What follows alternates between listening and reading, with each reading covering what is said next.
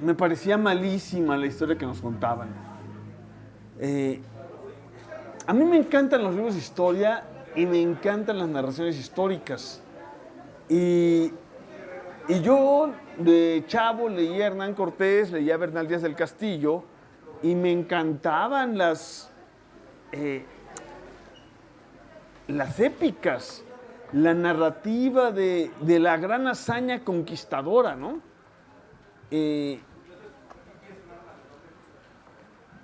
Pero luego, cuando llega uno a la edad crítica, decía, el cuento está muy bonito y muy bien contado, sin duda, pero no funciona. O sea, las cosas no pudieron haber sido así. Y luego buscaba historiadores, decía, a ver, ¿quiénes son los historiadores que han escrito sobre el tema? Y cada vez que leía a los historiadores, decía, no me satisface lo que escriben. Y no me satisface porque repiten el cuento de Hernán Cortés que no tiene lógica, que por donde lo veamos carece de sentido. Y entonces, de pronto en 2019, por una serie de eventos que organizamos sobre el debate para hablar de esa cosa, de la irrupción española en América, en Mesoamérica, descubrí yo a los historiadores críticos, a los que hacían una nueva historia de la llamada conquista, que de entrada decían que no había existido una tal cosa como conquista. Los leí y fui pensando, aquí está la explicación real. Aquí está un acercamiento a cómo ocurrieron las cosas, más allá de la ideología que construyó una idea de país en torno a México. Y entonces, de pronto una serie de coyunturas me llevaron a la posibilidad de escribir este libro para traer a un público más amplio eso que habían descubierto estos historiadores críticos, ¿no? Y eso fue un poco lo que llevó a este libro que pues ya llevo un poco más de 2 años paseándolo, llevándolo a las ciudades, a las plazas, a las calles, y al que le ha ido muy bien, quizá porque abre ventanas contra o que se oponen a la visión tradicional, ¿no? O sea, que te lo digo con toda sinceridad, nos quitaste la venda de los ojos de esa edad de oro, como decían los clásicos. Pero de esa edad de oro impuesta, de ese imperio mesoamericano, porque se leen otras cosas. Bueno, nunca existió un imperio mexica, por ejemplo. Luego también les puedo decir que una gran cantidad de las cosas que nos contaron no pudieron haber pasado. Por ejemplo, todos los libros, menos un puñado de historiadores críticos de las últimas 2 décadas, todos los libros nos contaron una cosa muy bonita. El encuentro de Cortés y Moctezuma. No me acuerdo exactamente qué día, de noviembre de 1519, aquí unas 8 cuadras para allá, muy cerca de donde está el edificio de la Suprema Corta, cada vez más corta y menos suprema. La que tiene su nieve de piña. Esa, y que ahí se encontraron Cortés y Moctezuma. A ver, en la historia hay hechos, y hay hechos irrefutables, así como los hay en la ciencia. O sea, es irrefutable que el planeta sobre el que estamos parados a una velocidad de no sé cuántos kilómetros por hora, pero muchos, es un esferoide. Es irrefutable. A mí cualquiera que venga a decirme que la Tierra es plana, pero va a mandar para el carajo, ¿no? Espérame, no, o sea, es irrefutable que esta cosa es esferoide. ¿Sí? Entonces, hay hechos. Y es un hecho que ese día de noviembre de 1519, Cortés y Moctezuma se encontraron frente a frente. Al parecer, y casi es un hecho, detrás de Moctezuma había una serie de altos dignatarios, todos adornados con plumas de quetzal, con pedrería. ¿Sí? Era muy avanzado el otoño, en una época en que el clima era bastante más frío, entonces es probable que aunque fuera ya muy entrada la mañana, hiciera algo de frío. Y detrás del capitán Cortés, pues una serie de sujetos, no vestidos de metal, ya hacía rato que habían abandonado los pocos que traían vestidos de metal, el metal, porque además de incómodo, no servía para nada. Y una serie de amigos, total, se encuentran, se ven frente a frente. Eso es un hecho irrefutable. ¿Sí? Tan irrefutable como que la Tierra es un esferoide.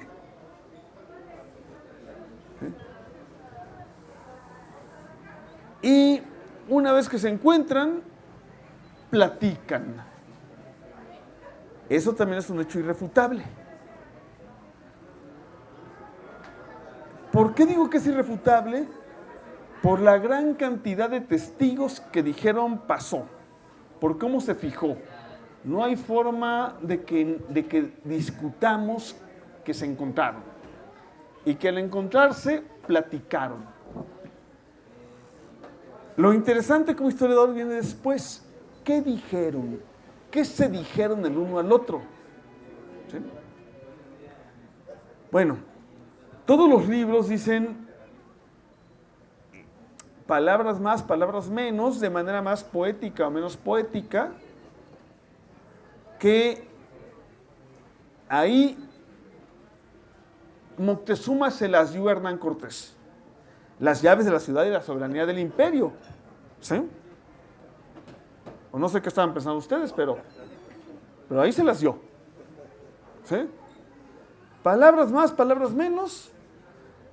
El emperador Moctezuma le da las llaves de la ciudad y la soberanía del imperio a Hernán Cortés. La versión del Códice Florentino, bellamente traducida por Miguel León Portilla, la versión de Bernal Díaz del Castillo, un soldado de a pie muy inteligente y muy buen escritor, la versión del propio capitán Hernán Cortés, cuentan palabras más, palabras menos, el mismo cuento. ¿Sí? Este que les acabo de decir. Como lo veamos. Moctezuma se las da a Cortés. ¿Sí? No hay otra. Bien. Parecía que ese era un hecho irrefutable. Tan irrefutable como que se encontraron, o tan irrefutable como que la Tierra es esférica. Esferoide dijimos, porque si digo esférica, entonces ya... ¿sí? Porque no es una esfera perfecta, como sabemos, ¿verdad? Es un esferoide. ¿Sí? Bien. Mucha gente, la suficiente para que lo fijemos como hecho, vio que se encontraron y que se echaron un speech. ¿Quién contó lo que dijo Moctezuma? O sea, Moctezuma le dijo a Cortés esto y aquello, que se resume, como ya dije, en se las dio. ¿Sí? ¿Hasta ahí estamos de acuerdo? Bien. ¿Quién de los que estaban ahí ¿Quién lo contó? ¿Quiénes lo escucharon? Antes de decir quién lo contó, les pregunto, o nos pregunto, ¿quiénes lo escucharon? Bien, seguramente lo escucharon, estaban al alcance de la voz, al parecer, varios altos dignatarios del Tlatoyactl o de la Alianza Tenochca, como Cuitláhuac, señor de Iztapalapa, como, bueno, varios. Al parecer, varios de ellos estaban al alcance de la voz. También, al parecer, varios acompañantes de Cortés estaban también al alcance de la voz. ¿Sí? Entonces, pero no había micrófonos, no había grabadoras, no se grabó, eso quedó claro. O sea, quienes lo escucharon y luego lo escribieron.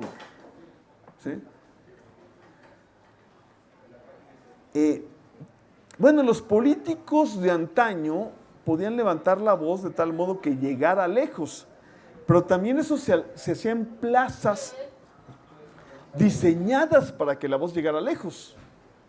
No es el caso, están en mitad de la calzada. Pero supongamos que hasta 40, 50, 60, póngale 100 personas hayan sido capaces de escuchar la voz de un orador político. ¿Sí? Una de las traducciones de Tlatoani es el que porta la voz. Por lo tanto, es un orador político y por lo tanto habla fuerte, habla recio, es convincente. Entonces pongamos que 100, 200, 300 personas, de los 40 o 50 mil que andaban por ahí, pongamos que 200, 300 o 400 hayan escuchado lo que dijo Moctezuma o Motecuzoma. ¿Sí? Bien.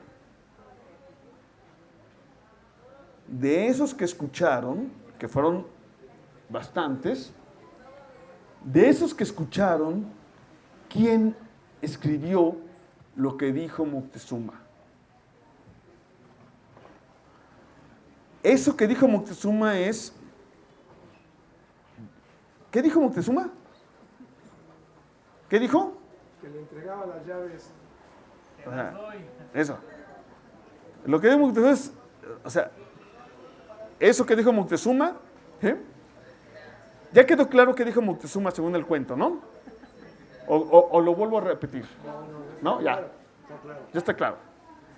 ¿Quiénes? Ya dijimos que como era un portavoz, un señor de la voz, el que lleva la voz, seguramente lo pudieron escuchar quizá 200, quizá 300, pongamos 400. De esos que escucharon, ¿cuántos escribieron eso que dijo Moctezuma? ¿Cuántos escribieron lo que dijo Moctezuma? Bueno, lo escribieron todos, hasta yo. Hasta yo escribí en ese libro lo que dijo Moctezuma, ¿no? O sea, y lo escribió Orozco Iberra y Manuel Chavero y Hugh Thomas y Enrique Krause y el padre Clavijero y el padre Torquemada, o sea, un montón de gente y Fernando de Alba Ixtlilxóchitl y los informantes de Sahagún en el Códice Florentino, un montón de gente escribió lo que dijo Moctezuma. De todos esos que escribieron lo que dijo Moctezuma, ¿quién estaba ahí? ¿Cuántos? ¿Alguien sabe? Ninguno, solo Bernal. No, Bernal estaba como 3 kilómetros atrás. Entonces ninguno. Así que Bernal no pudo escucharlo directamente. A Bernal se lo contaron o lo leyó. ¿Sí? Entonces Bernal no. Bernal, porque estaba 4 kilómetros atrás. Bernal estaba con la gente de Gonzalo de Sandoval que iba en la retaguardia. Entonces, no, pero si hubiera sido un soldado de los de adelante, ok. pero era de los de Sandoval que estaban atrás. Sí, entonces no, o sea, Bernal está más o menos a la altura del metro Nativitas. ¿Sí? Para que me entiendan. ¿Sí? Estaba en otro canal. Sí, no estaba ahí, pero sí, pero... Otro canal, Sí. la Custa. Sí, no, porque iba sobre la calzada, pero estaba a donde por más fuerte que lo haga Moctezuma, pero esperémonos, ¿en qué lengua habló Moctezuma? ¿Y qué lengua entendía Bernal? O sea, aún suponiendo que Bernal hubiese podido escuchar el verbo de Moctezuma, Bernal a esas alturas no hablaba náhuatl, lo aprendió después. Pero en ese momento no pudo entender un pito. ¿Sí? Salvo que entendiera la traducción y ya nos ponemos en las complicaciones. Ya, entonces, Bernal no. ¿Quién más? Malitzin no escribió. O sea, Malitzin, si ella hubiera escrito el asunto, podríamos haber dicho, ahí es, ella, sin duda, sin ningún, y este es un hecho también, un hecho irrefutable. Malitzin estuvo ahí y tradujo el verbo. Pero nunca escribió, y además nadie de los que escribieron después dijo, me lo contó Malitzin. ¿Sí? No, tampoco, o sea, ni Malitzin ni Jerónimo de Aguilar escribieron. ¿Sí? No escribieron. Pero no solo eso, ninguno de los que escribió después dijo, me lo contó Malitzin, así que Malitzin no es fuente. Ella estaba ahí, ella tradujo, pero no escribió, y nadie de los que después escribió dijo, ella me lo contó. ¿Sí? Entonces, ¿quién lo contó? Hernán Cortés. El único de los que estaban ahí que escribió que Moctezuma se las dio fue Cortés. ¿Sí? Bien. Cortés escribió un texto plenamente inserto en la teoría del derecho de la España medieval y del soberanismo medieval,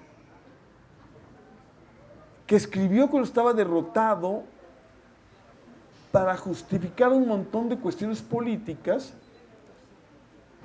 en el cual se inventa cosas como un imperio, como la soberanía de un imperio, como un rey, y ponen en boca de Moctezuma un discurso medieval europeo, para a su vez hacer una serie de justificaciones político-ideológicas. ¿Sí? Nadie más de los que estaban ahí presentes escribió lo que le dijo Moctezuma a Cortés el día que se encontraron. Y sin embargo, sobre el encuentro de Moctezuma y Cortés fundaron todos los historiadores buena parte de lo que se escribió después. Bien, yo les explico en este libro que eso nunca ocurrió y nunca pudo haber ocurrido. Es una mentira de Hernán Cortés. Se los demuestro en el libro, así que cómprenlo y se los firmo ahorita. Sí, estupendo, maestro, estupendo. Sí, no, yo te decía que nos habías quitado la venda de los ojos, porque todo el mundo habla de esa edad de oro, ¿no? Pero de oídas, como bien dices, ¿no? Nosotros peor, nosotros la gente común, de oídas de la ideología dominante del libro de texto, ¿no? De la estampita de la papelería, ¿no? Lamentablemente no tenemos esa profundidad, pero este es un buen pretexto, ¿verdad? Una buena provocación para, como bien dices, consultar tu libro aprovechar que está aquí para que les eche la poderosa el maestro y tengamos otra visión sustentada, como bien nos dice aquí don Pedro. Y bueno, no sé si alguien quiere hacerle alguna pregunta, directa o indirecta. A ver. Gracias, buenas noches. Este episodio de Pedro de Alvarado, en lo que hoy se llama el Puente de Alvarado, ¿existió o también forma parte? Sí, ese sí existió. No hay duda. Ah, perfecto.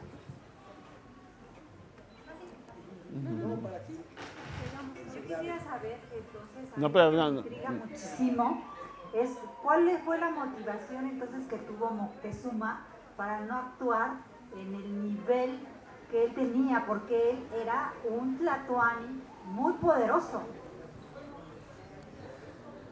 Primero, era menos poderoso de lo que nos han contado. El cuento construido por los europeos equipara a México Tenochtitlan con los modelos del despotismo asiático. Es decir, con Persia,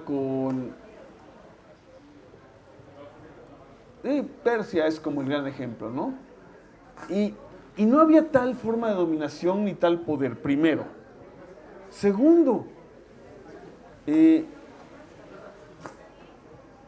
los castellanos son un pequeño grupo a los que se trata como huéspedes, que es lo más lógico, y a los que pasados algunos meses, Moctezuma les dice, y ahí es una de las demostraciones de que nunca pudo pasar la entrega de la soberanía. Moctezuma les dice, ¿saben qué? Ya, lléguenle. Ya estuvieron tragando, ya estuvieron haciendo tonterías, ya váyanse. Y en ese momento pasan otras cosas muy raras. ¿Sí? Pero cuando pasaron algunos meses de estar aquí, Moctezuma les dice, váyanse, ya está, váyanse. ¿Sí? Y les pone un ultimátum. ¿Por qué no funciona el ultimátum? Se los cuento en el libro. Pero sí actuó Moctezuma. Primero los recibe como huéspedes y luego les dice, ya estuvo, ya váyanse. Y está muy claro cómo se los dice y el ultimátum que les pone, incluso según las fuentes españolas. ¿Qué había pasado que no habíamos puesto suficiente atención en esas partes? Del libro de Cortés, del libro de Bernal, aquí está. Sí se los dice. Oye, ¿es Moctezuma y Huicamina? No, es Moctezuma Xocoyotzin. Xocoyotzin. Sí, Es el primero. es el segundo. Hola, A ver, ¿qué tal? ¿Qué te parece? Bueno, yo no he leído mucho de la historia de la conquista, pero estaba entre la visión de los vencidos cuando vi que sacaste tu libro. Entonces quería saber cuál es tu opinión. Aún sé que son narrativas de gente que lo vivió, pero no sé si empezar a leerlo. Bueno, obviamente lo tengo que leer para hacerme yo una idea propia, pero quisiera conocer también tu opinión. La visión de los vencidos es un libro muy bonito y muy bien trovado. Es un libro en el que don Miguel León Portilla, un personaje admirable por muchos aspectos, hace una síntesis de las fuentes de tradición indígena. ¿Qué es esto? Primera cosa, ninguno de los testimonios que recupera don Miguel León Portilla es de gente que haya estado en aquellos días. Ninguno de los viejitos tlatelolcas, sobre todo tlatelolcas, pero también había chalcas, había algún otro acolhua, pero básicamente tlatelolcas, algún tenochca, que contó la historia que recupera don Miguel León Portilla, había estado en los hechos. o cuando mucho habían sido niños muy niños. ¿Sí? ¿Qué es la visión de los vencidos? Sobre todo son los informantes de los padres de San Francisco en la década de 1560, 70, 80 del siglo XVI, 30, 40, 50 años después de los hechos, y que escribe el padre de San Francisco desde su visión del mundo. Por ejemplo, desde la absoluta convicción que tiene el buen padre, porque era un buen padre, un hombre ejemplar, generosísimo, buenísimo, Fray Bernardino de Sahagún, pero tiene la absoluta convicción de que la religión mesoamericana era del demonio, ¿sí? Que no era una religión falsa, sino que adoraban al diablo, a Satanás en persona, o en cuernos, ¿sí? Entonces, la visión de los vencidos no es de los vencidos, es la visión franciscana de gente que ya había sido educada por los franciscanos, y es un error, es muy bonito libro, pero es un error brutal, ideológico, creer que esa es la visión de los nahuas vencidos en esa guerra. De hecho, es un fraude ideológico, punto. Doctor Salmerón, yo la verdad me quedé un poco asombrado, sobre todo en un punto que toca usted en su libro, donde habla de las batallas que hay entre los indígenas y lo que son los españoles, pero sobre todo el grito que hoy en día todavía podemos escuchar en algunos concheros que están, por ejemplo, en el Zócalo, y que gritan Santiago. La verdad a mí me conmocionó, me conmocionó escuchar porque ellos gritan Santiago y ese era el grito de guerra. No sé usted qué opinión puede dar acerca de ese texto que usted nos dio. Bueno, pues unos invocaban a Tezcatlipoca y otros invocaban a Santiago y a la Virgen María, ¿no? Dicen que unos eran primitivos. Es, por ejemplo, como hablar del espiritismo de Madero. Con todo respeto para la religión de todos ustedes, ¿por qué les parece irracional que alguien crea que puede hablar con espíritus, pero nos parece racional que alguien sea engendrado por la Virgen, por una virgen, parido por una virgen, o que en un pedazo de pan esté la sangre y el cuerpo de la divinidad? Son creencias. ¿Por qué una creencia nos parece irracional y la otra no? ¿Por qué usar la lanza de Huitzilopochtli para ganar la guerra es irracional? ¿Y por qué pensar que Santiago Matamoros en persona encabeza la carga de caballería es racional? ¿Por qué una cosa es primitiva y la otra no es primitiva? No, son creencias en ambos casos equivalentes, ¿no? ¿El árbol de la noche triste? Pues no sé si el árbol, y no sé si lloró, pero que les pusieron una madriza sin duda. Hay un historiador más lírico en el municipio de Naucalpan, de apellido Pueri, que en los 80 planteaba una hipótesis que decía que a la altura donde se encuentra lo que fue el árbol de la noche triste en la calzada México-Tacuba, que era la calzada Tlacopan, pues estaba demasiado cerca como para que Cortés se hubiera detenido a llorar si venían detrás los mexicas persiguiéndolos y como bien señala el doctor, madreándolos. Entonces dice que es muy probable que hayan continuado hasta, si se traza una vertical, se convierte en el centro de Naucalpan, Estado de México, en un barrio que se llama San Bartolo, y después sube al Cerro de los Remedios, donde está el CCH en Naucalpan, y que fue donde se encontró enterrada la Virgen de los Remedios. Entonces dice que además bajaron a un riachuelo que está en una colonia junto a la Enepacatlán, el río se llama San Juan Totoltepec, y ahí hay un sabino que dice que está en un caño, porque ya todo el mundo desagua ahí, dice que ese es el verdadero Árbol de la Noche Triste, donde sí se pudo haber parado Cortés a llorar. ¿Cómo nos encanta a los historiadores locales decir que fue en nuestro pueblo donde pasó la cosa, ¿no? Sí, claro. Incluso por el mercado de Tacuba, Sí. en la calle de Golfo de Bengala, también hay un árbol ahí todo maltratado que dice que ese es el auténtico y verdadero. Sí, es cierto. ¿Alguien más quiere hacer una pregunta? ¿O ya se van a formar a comprar los libros para que se los firme el maestro? ¿O qué sigue? A ver, compañeros. Pues sí, porque creo que sigue... ¿Quién sigue? Allá.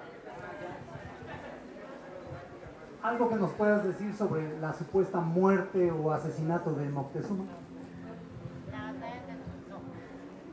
No, es curioso. Es muy curioso porque en las fuentes españolas no se exculpa Cortés de que en vísperas de abandonar la ciudad, antes de eso que contaba Andrés, de la noche, ejecutan, es decir, asesinan a la élite guerrera que tenían prisioneros y no tienen empacho en decir que los liquidaron. En cambio, les cuesta trabajo decir que habían liquidado a Moctezuma. ¿Por qué? ¿Por qué les cuesta trabajo decir que entre todos los demás, a los otros 20 o 30 o 40 los que asesinaron, ¿por qué no cuentan a Moctezuma? Porque eso caería en contradicción con el cuento que habían contado, según el cual Moctezuma se las había dado. Si Moctezuma se las había dado, no había por qué matarlos, al contrario. La ejecución de Moctezuma y del resto del liderazgo político-militar de la Triple Alianza también parece irrefutable, incluso, como hago en el libro, compulsando los documentos escritos por los propios españoles, ¿no? ¿Alguna otra pregunta que tengan para el maestro? Sí, perdón. Pero se los cuento detalladamente, o sea, compren el libro y ahí cuento porque... Si menciona que ya leyó varias crónicas en las que no le convencía lo que decían, ¿dónde encontró lo que usted dijo esto? O sea, estas son las fuentes que le sirven y... No, las fuentes son las que hay, no hay otras. La cuestión es cómo las leíamos.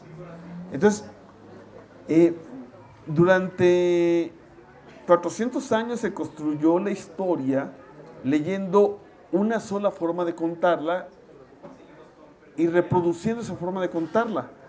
Lo que pasó de pronto fue que algunos filólogos, algunos analistas descubren que buena parte de la forma de contarla es una simple reproducción de relatos bíblicos o de relatos clásicos.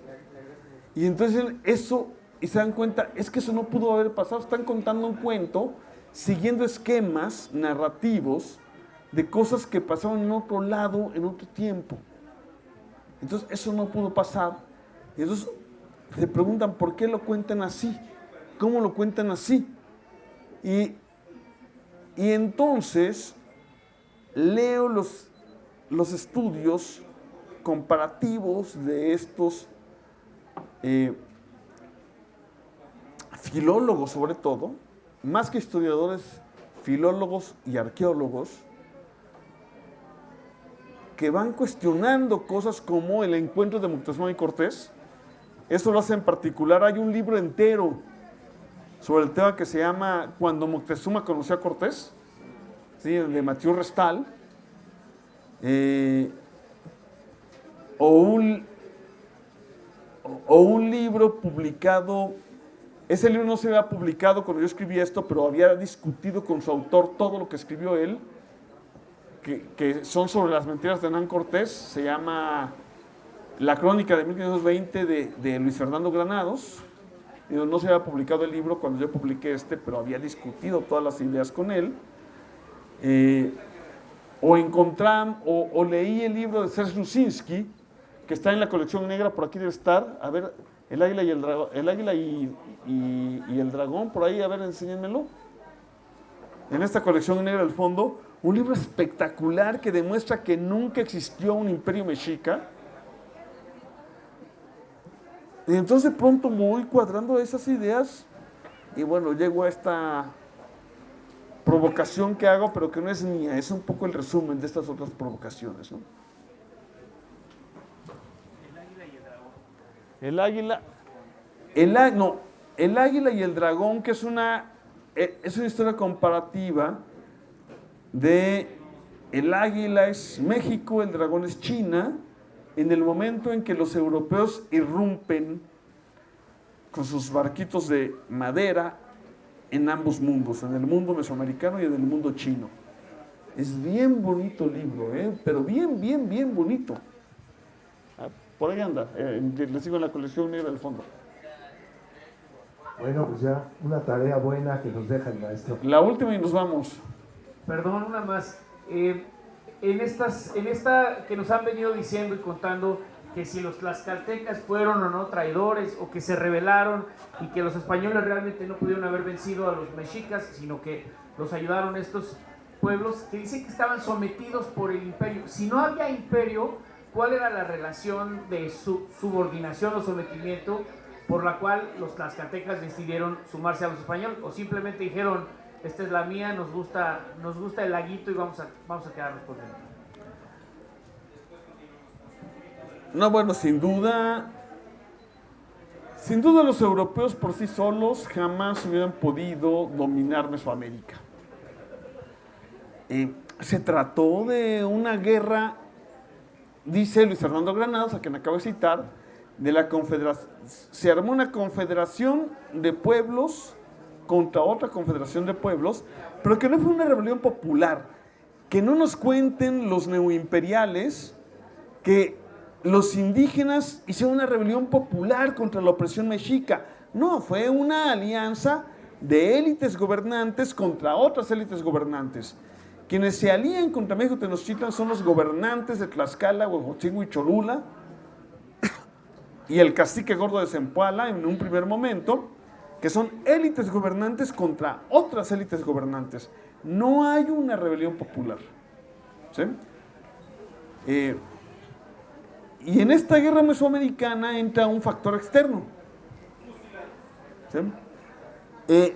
Una cosa que dicen, y con eso termino, los neoimperiales, los que dicen que había una sociedad primitiva en la edad de piedra que fatalmente tenía que ser conquistada por una sociedad capitalista moderna, lo cual no existe. Lo que dicen es que esta